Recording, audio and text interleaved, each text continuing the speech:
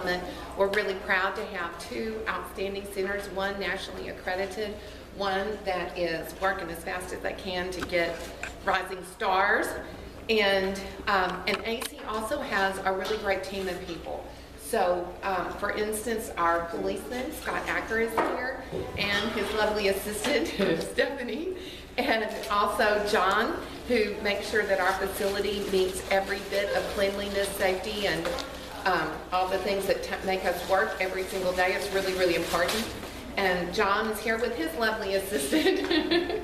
So we're going to start with our guests and let them talk to us about emergency awareness, and then on what to do if we were to have an issue with chemicals and things like that. So I will follow up when they're done, but we're going to let them get in and get out. So Scott, I think you're ready. I'll let you roll. All right, thank you. Hello, how's everybody doing? Great. I'm Corporal Scott Acker, Campus Police Department. Been here on August will be 5 years, so I recognize some of y'all. We've done active shooter together and everything. So Mary Claire reached out, wanted me to come and visit real quick. Emergency management, preparedness, safety, campus safety. We can talk for hours and hours and hours. And if some of y'all know me, I'll talk for hours. But I know y'all do a lot of tornado, fire, those types of drills and everything, but wanted to come and talk to y'all today a little bit about campus safety, emergency preparedness, being prepared and everything. I've looked at y'all's entrance. Mary Claire showed me it. Great. That's what y'all need. The other campus, the other daycare, we talked about it many times over there about having a button to buzz people in and stuff like that. So I'm glad Mary Claire, she's got this set up and got the other one set up to where if you don't know your code, you're not getting in and stuff. And I like the way this is set up in here because who works up here at the front? Y'all, every day, take turns. Okay, I'm probably gonna speak to y'all a lot right now because you're gonna be the first line of defense for the rest of these people in here because everybody else is gonna be in here worrying about the kids, playing, educating, whatever. But for y'all two, y'all are the first line because y'all are sitting there. You see something suspicious, you see somebody out there in that parking lot walking around, or you see somebody that comes in there that doesn't look right, they don't belong, your first thing to do is you need to, who's the director? Where's she at? There's she. You need to let her know right away. Alert her somehow, if she's in her office, let her know. Next thing you do, you need to call us.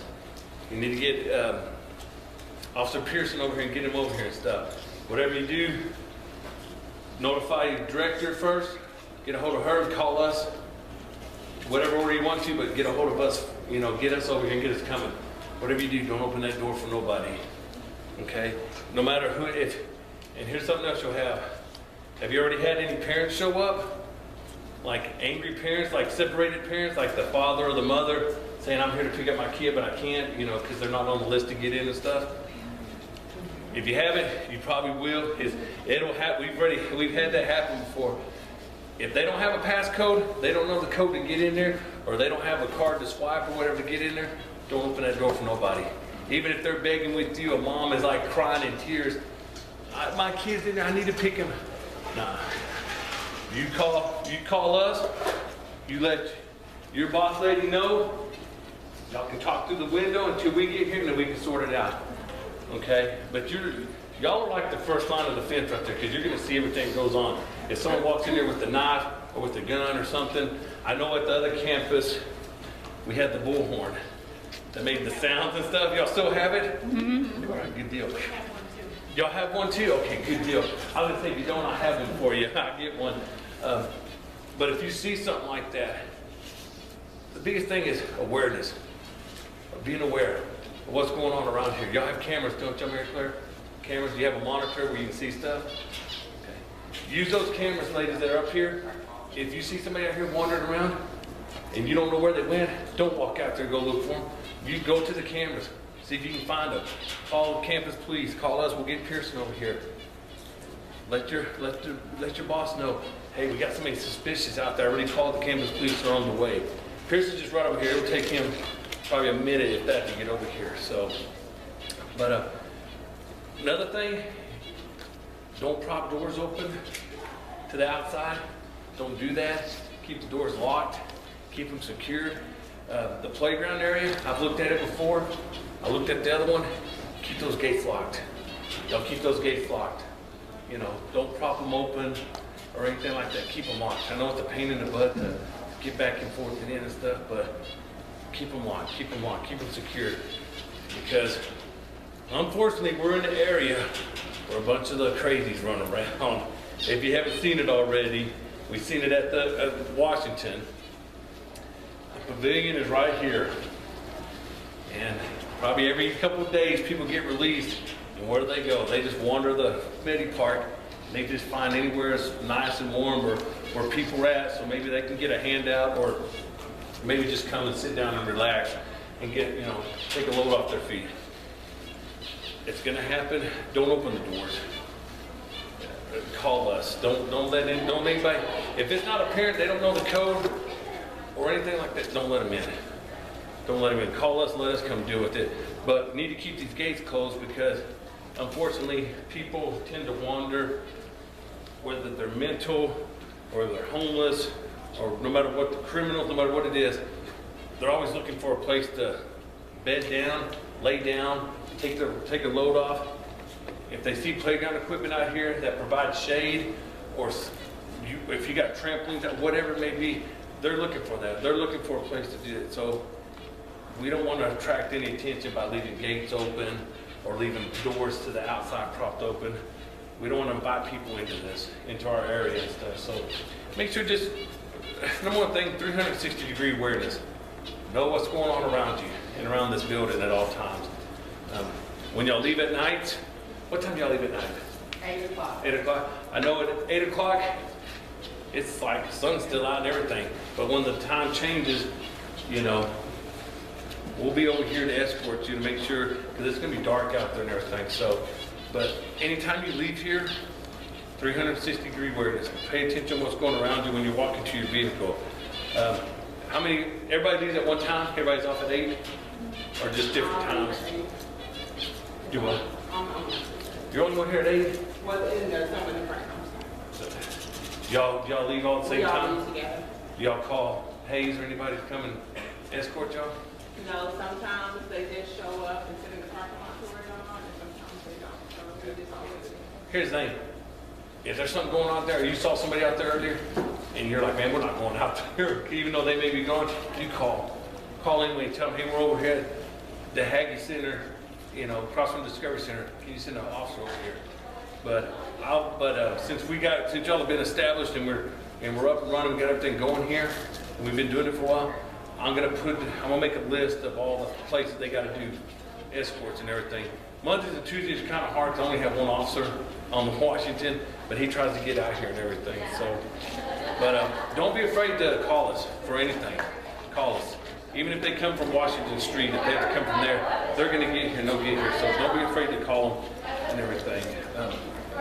But how many, does everybody, so some people leave at 5, some leave at 6, some leave at, does anybody walk to their car by themselves when they leave here? What time do you get off? 4:30, somewhere in there? Hey. Oh, you're okay. As a group, y'all watch over each other. Y'all a big family, right? We're all a big family. We watch over each other. Hey, when she walks to her car at 4:30 or at 5, hey, somebody, you know, maybe 2 of y'all go out there. Hey, come out here with me. I want to make sure she gets to her car. You know, and if y'all standing out here by the door, this corner of the building, watch her get to her car, do that. But take care of each other. Make sure everybody gets, you know, I don't like having people walk to their car, but you know, especially at the end of the shift, walking out there, because there's a lot of people that wander this area, and y'all don't see it because y'all are in here, but I've been doing this 15 years, worked for APD, I worked this side of town for the longest time, midnights and days, and I see strange people walking around here. So I need to make sure y'all are protected and everything. So take care of each other.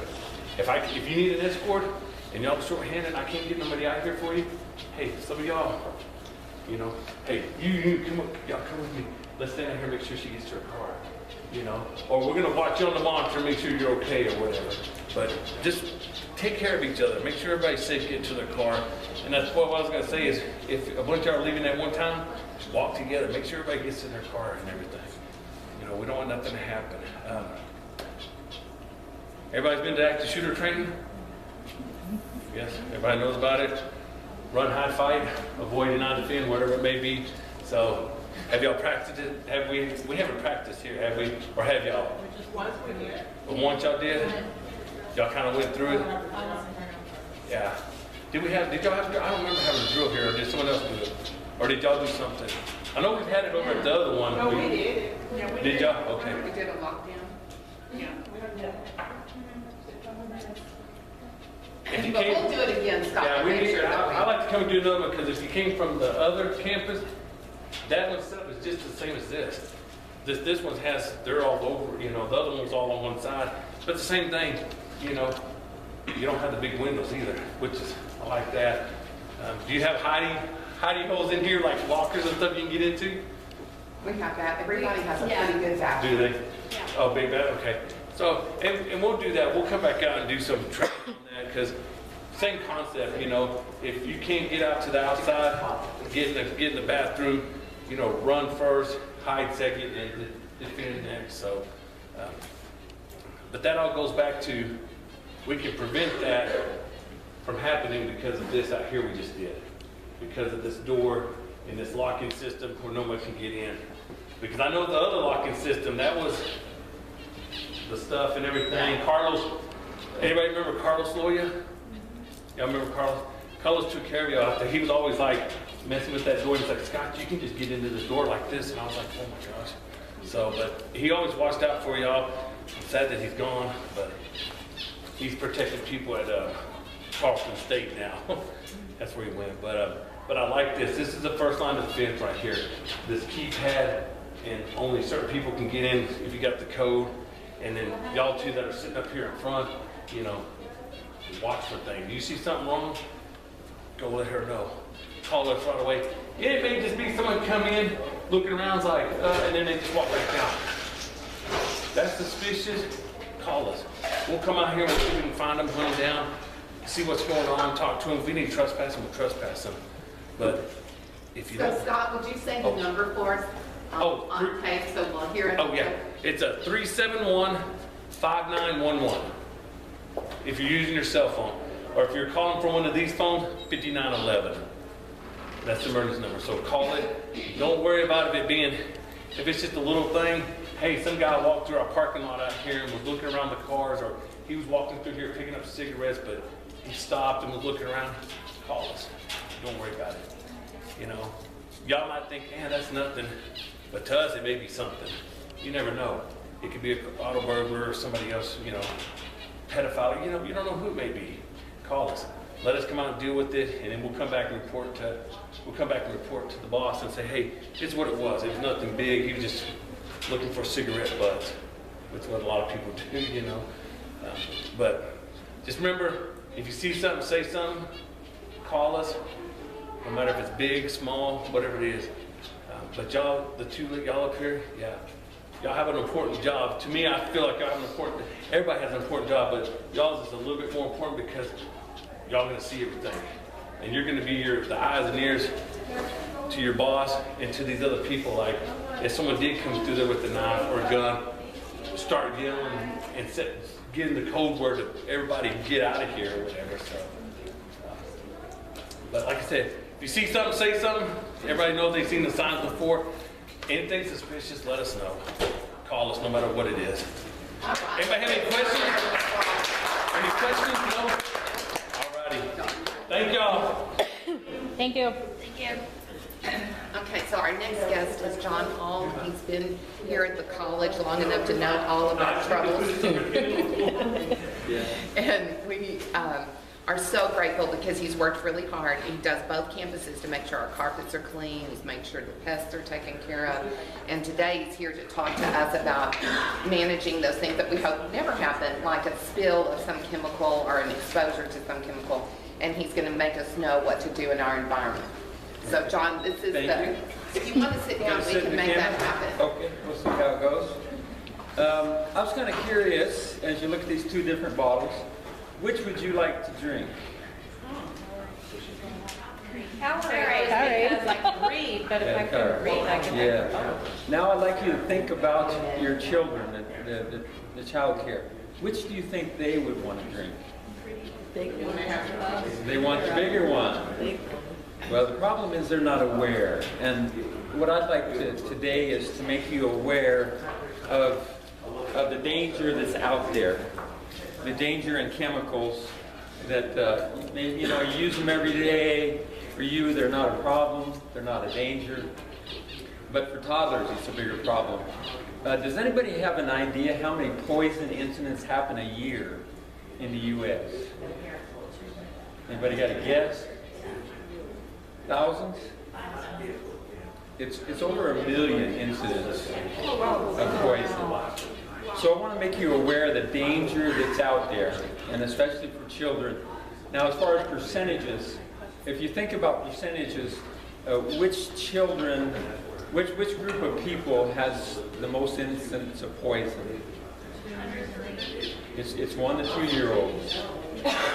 They're not aware. They see the bigness of it. They see the color.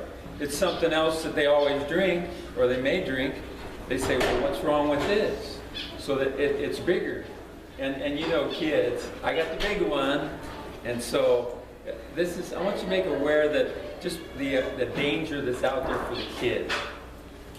Now, because of the danger that's out there, OSHA has tried to make they've tried to prevent poisons. And so they've done 3 different things. They've made you label. Everything is labeled. If you look at this, it's got what kind of poison it is, what kind of ingredient it is, what you do. What's confusing about liquids and poisons is you don't do the same thing for every chemical. Some chemical, if ingested, you want them to vomit. Some chemicals, you don't want them to vomit. So awareness, studying. Kay has come along. She's in the campus, and you don't see her much, but she does a lot of paperwork. She has what we call SDS sheets. Is anybody aware what SDS means? MSDS is the old way of saying it. SDS is another. Safety data sheets. Safety data sheets. And Kay is really impressed. Kay is really impressive. She wants to hold up the ring binder that they've made up. Yeah. These has made a safety data sheet book just for. Should I give it the camera? Sure. Gotcha. Come on. He's got it. You got it. Okay. And she's made up just for the Haiti Center, which is pretty impressive. And she's got the safety data sheet and also a picture of the product. And this is just unique to what's right here in this building. And she's also got one that's unique just for the kitchen. But, and this is what I do for the whole campus. And Child Lab has one, and we've just recently made one for Gym Dance. But beyond that, East Campus will have one at their campus. Downtown has one. Of course, Washington Street has 2. And what's the other campus? Community Link has one. So everybody has a book like this. We're required to keep them. The reason we have to have them at each campus is a requirement. We also have, in the custodial closets, we have a list of everything that's in the books. And it will look kind of like,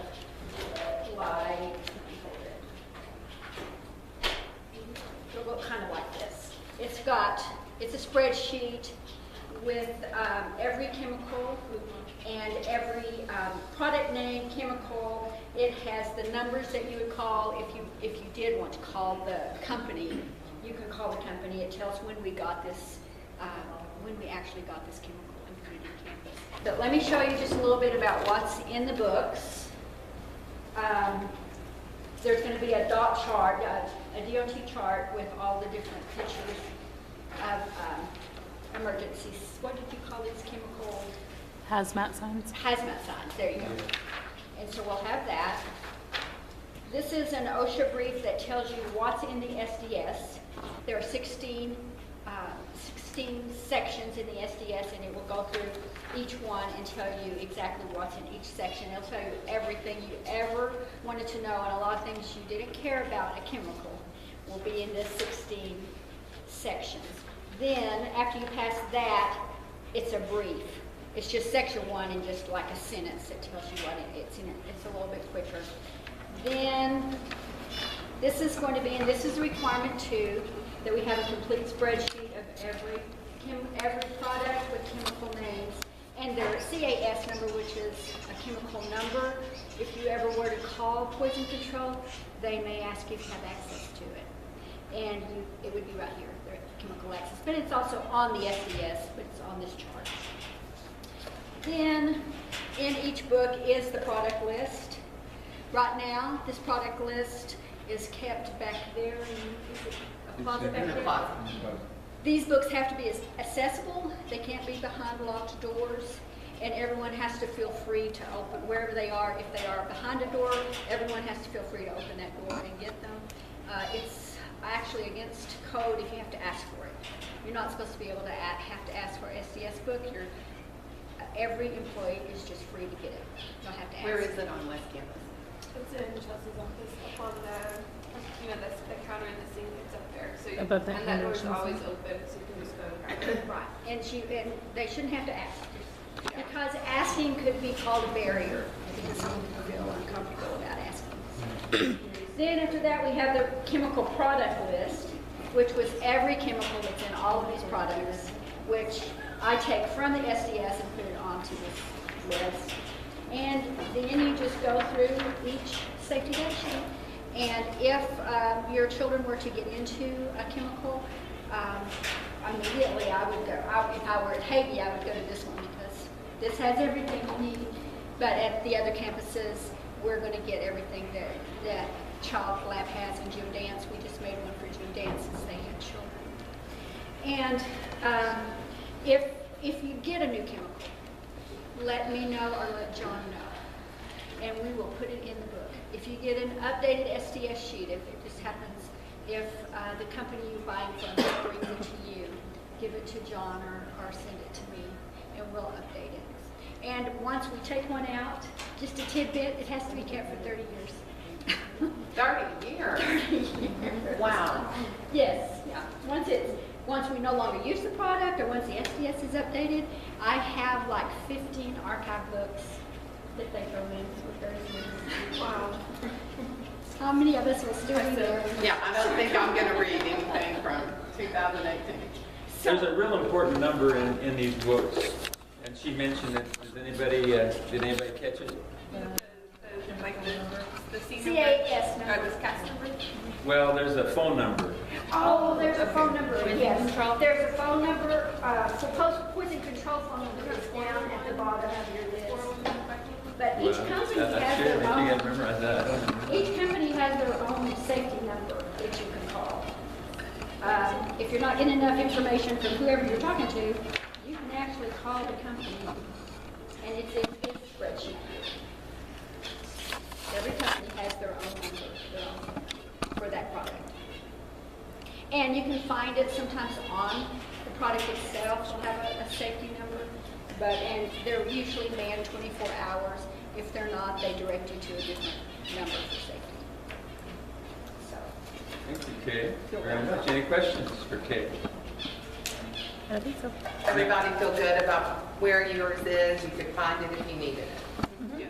Okay, and we definitely don't want any children anywhere near it. The first line of defense is preventative.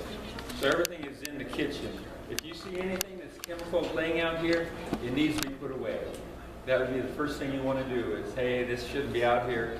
And that's why the labeling, it has labeling, and like the book there, it had simple pictures to show if it's corrosive, if it's dangerous, if it's, the danger that's involved in it, is it flammable? So that's the first line is defense. We want to keep everything there. Children should not be in the kitchen. Mary Claire made that very clear that children aren't here. So if you see a child wandering toward the kitchen, the first thing is preventative. So keep them away from there. Because there's not only chemicals in the custodial closet, but there's also kitchen chemicals. If you walk in there, you'll see kitchen chemicals that are corrosive, dangerous for anybody, for children. And then, of course, what would be the first thing if something happened? If you notice a child somehow got into this bottle and looks like that they've been playing with it, it's spilled, what would you do? 911. 911. That's always the first thing to do is 911, get the paramedics here. It's important to go to the books. That way you know what chemical exactly you have. Put this aside for the, for the guys coming. And so that's the second and third line of defense is first is preventative, and then if it happens, deal with the issue. Do you have any questions about what you would do if you had any problems? Has anybody had problems with poison with their children? Child I care? have one question. We often run into people who have allergies to certain chemicals. Do you select things that are as allergy-free as we can get? Yes, we sure do. There is a green products coming out. We're considering those. That would mean a whole switch over to green products. But some of the chemicals are not green yet, like they're environmentally safe. So yes, we do consider that. So we want to keep it as simple as possible and hypoallergenic as possible. Any other questions? Okay. We appreciate it so much. Trying to comply with minimum standards and making sure that every single person who walks in the building knows what they need to do in terms of meeting minimum standards. So minimum standards come from the state. They're in a book. They're in nearly every room of every building that we have, and they're online. We have a management tool. My management class made a tool with all kinds of evidence of how to meet every standard. And so there's lots and lots of resources at this college and in this department to meet the standard. Emily and Tracy both are working with me hand in fist to make sure that we share this kind of knowledge with our full-time people first and with our part-time people second, and that we do it in a way that y'all can trust that every single person is going to do the kinds of things that need to happen and make minimum standards happen. The reason that we do it is, number one, for the children. We're doing it to keep our children safe and healthy.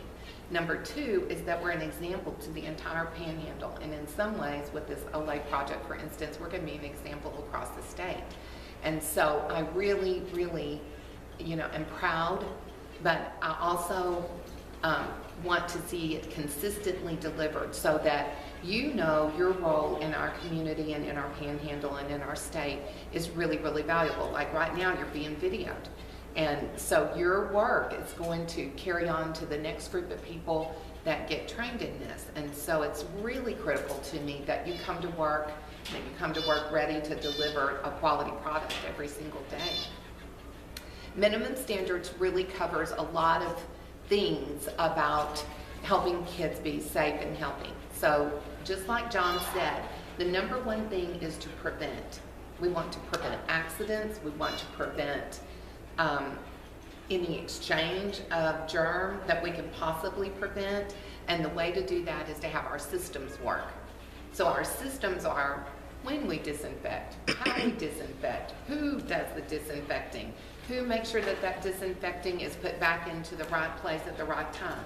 Those are the systems that make sure we're delivering this consistent practice that keeps us and our children healthy. It's hard to do. We have an epidemic in Texas of the flu. We have an epidemic in Amarillo of the zoo. And because we're on the west side of town, a lot of our families work at the hospital. They're exposed to things we might never be exposed to, but they walk right in our door. So we have to do very diligent work because we're exposed to things that, maybe we wouldn't be if we were in a registered family home, on South Amarillo. But because we have so many people that live and work in places where contagions exist, we have to do our very, very best.